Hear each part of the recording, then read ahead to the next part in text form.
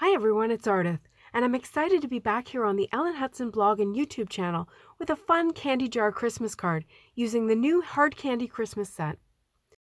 Now I started with a loose plan for this card, and you know that means I really didn't have much of a plan at all, and the card took a big left turn late in the game, so I'll show you what I did and how you can plan it better so that the process goes more smoothly for you. But the part of the plan that was solid was the candy part. I knew for sure that the candy of choice was gumdrops. There's a gumdrop stamp in the Ginger House set, but I wanted my gumdrops to be all sugary and sweet, so I'm not stamping at all, just using the coordinating die to cut out the shapes. I chose a bunch of gumdrop colors of Catherine Pooler inks, and I used the mini since it's so easy to swipe them across a panel of white cardstock and create stripes of colored cardstock. I swiped them on both sides of the panel so that my gumdrops will be colorful on both sides.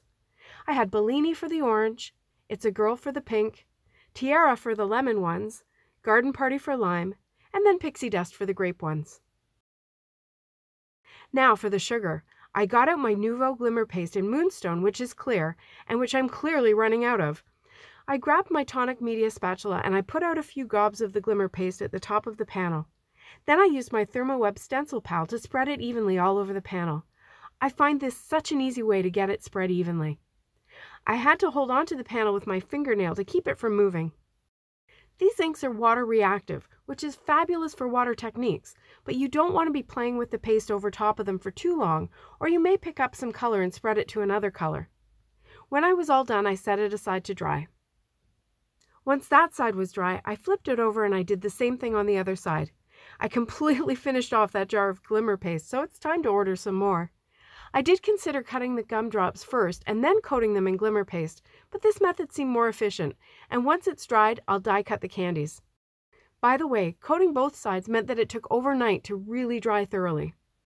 Okay, so moving on to the part of the card where my plans were a little less fleshed out, I'm using the candy jar from the Hard Candy Christmas set. It has an outline stamp and a coordinating die, as well as a die to cut out the center to create a shaker for your candy. And in case you're wondering, Hard Candy Christmas comes from an old Dolly Parton song. Check out the video on YouTube if you want a blast from the past. I stamped the jar with Catherine Pooler Twilight ink so that I could shade it a little bit with a pale blue Copic marker before embossing it with silver. This coloring will just add a little subtle dimension to the candy jar when I'm done.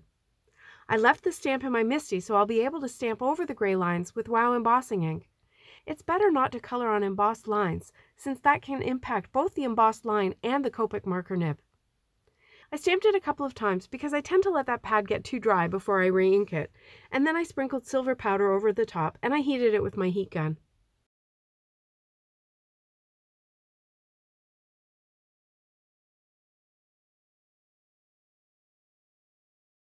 Next, I used the coordinating die in my Gemini Junior to cut it out. I held the die in place with some 1/2-inch purple tape. Then I used the inner die and I ran that through the Gemini Junior, and now I have my little candy jar with a see-through center. Here's the first place where you can improve on my process. I could have stamped the jar in the center of my panel here and then just cut out the inner piece, but my method of cutting out the whole thing and then inlaying the embossed piece, it worked just as well. To inlay my piece and create my shaker window, I put a piece of acetate on the back of my die-cut panel. And then I used Nouveau Deluxe liquid adhesive to attach the die-cut candy jar. Now those edges are very narrow, so I tapped the excess glue off on a piece of scrap paper because I didn't want any of it squishing out onto the acetate window. Next, I doubled up some foam tape to create my shaker walls.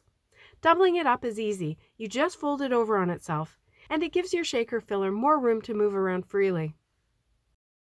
Just before I started to put the tape on the back, I remembered that it would be smarter to stamp my sentiment first. This plan half worked because I ended up doing more stamping later, but if you forget and need to stamp once the foam tape is there, here's a couple of tips. 1, you may need to take out the mouse pad or paper to give your foam tape enough room in the MISTI, and 2, make sure you stamp on an area of your panel that's properly supported by foam tape, or you may end up with a bad impression. Okay, back to the wall building. I put the doubled up foam tape all around, keeping as close to the window as possible so the gumdrops will stay in view and not fall behind the window opening. I often use little triangles of tape to work around curved edges, as you can see here. Next, I wanted to create a plaid background for the card front, using the same colors as my gumdrops. I have this old business card holder from my previous corporate life, and I have my Catherine Pooler ink swatches in it. On the bottom of each swatch, I have what I think is the closest Copic marker match. Sometimes the matches aren't perfect, but it helps me a lot when I'm trying to coordinate my colors. I used it to select my 5 Copic colors, and I'm going to just quickly create my background. I started by outlining with one of the colors, usually the darkest. This means that the edges will look symmetrical, which is important to me. Then I just fill in the rest of the panel with lines of the colors, keeping them in order as I go. I went vertical and then horizontal until I had a pretty pastel plaid background. I'm kind of addicted to this process, and I've been using it a lot lately. And here's how I plan to use the plaid on the card front. So far, my candy jar shaker card is looking pretty sweet. And speaking of sweet, I cut the classic block alpha letters for sweet out 3 times from white cardstock, and I'll stack them up to form part of my sentiment. For the top layer, I want to blend ink just on the bottom portion of each letter, using the same Catherine Pooler ink colors. To do this, I adhere one letter on a scrap piece of paper with temporary adhesive to hold it in place, and then I used a life-changing blender brush, swirling most of the ink off before I worked up to the letter. I want the blending to be soft and to fade out to white at the top, and those letters are pretty small, so I don't have much room to fade from dark to light. I worked my way through the colors and the letters, and in the end, I do think they look sweet.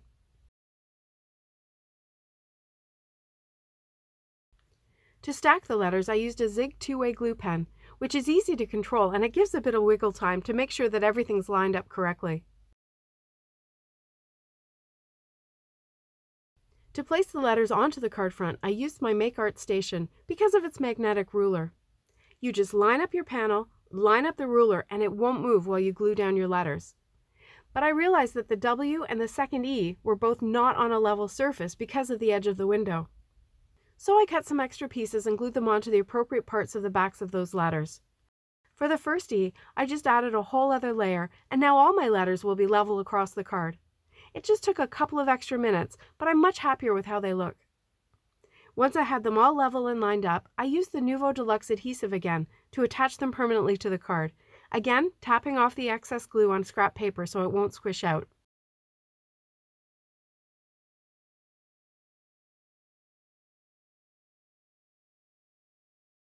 Now here we are the next morning, when the gumdrop panel was finally dry, and you can see I've cut them all out.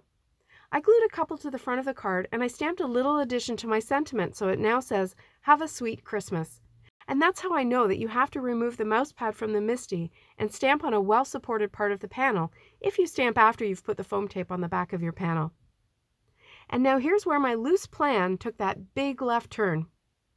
I mean, I had a clear candy jar and candy that was sparkly on both sides, so why not make a full see-through shaker, right? This is the only part that really would have been easier if I had planned it from the start. And although my process is a bit awkward, it did work. The tricky thing was that I needed the second window to be cut from the card base in pretty much the exact same place as it was on the shaker panel. I figured I would try to use my MISTI for that. I put the card base and my panel into the MISTI, and I lined up the die over the window opening. I tried using repositionable adhesive on the die, but that wouldn't roll onto the metal, so I created a little roll of purple tape so that it would hold the die to the MISTI door, just like a stamp. And it did, but then I had to figure out how to release it from the door and put it onto the card base. To do that, I put my finger in onto the bottom portion of the die and tried to just really hold it in place while I taped it down to send it through the Gemini Junior. I checked everything a few times, and I'll tell you a secret. It's not perfect, but you have to get pretty close to the card to notice it.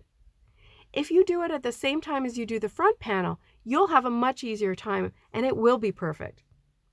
Next, I put another piece of acetate on the front of the card, and this way the edges and the adhesive won't be visible from the inside of the card. And then I messed around a bit with how many gumdrops were going to fit into my shaker. At first I thought there were too many, and I took a few out before I put the top panel over. And then I thought the jar was looking a little too empty, so I added them back in. In the end, I think I may have overstuffed it, because they don't have enough room to really move very well. But I figured, hey, gumdrops are sticky, right?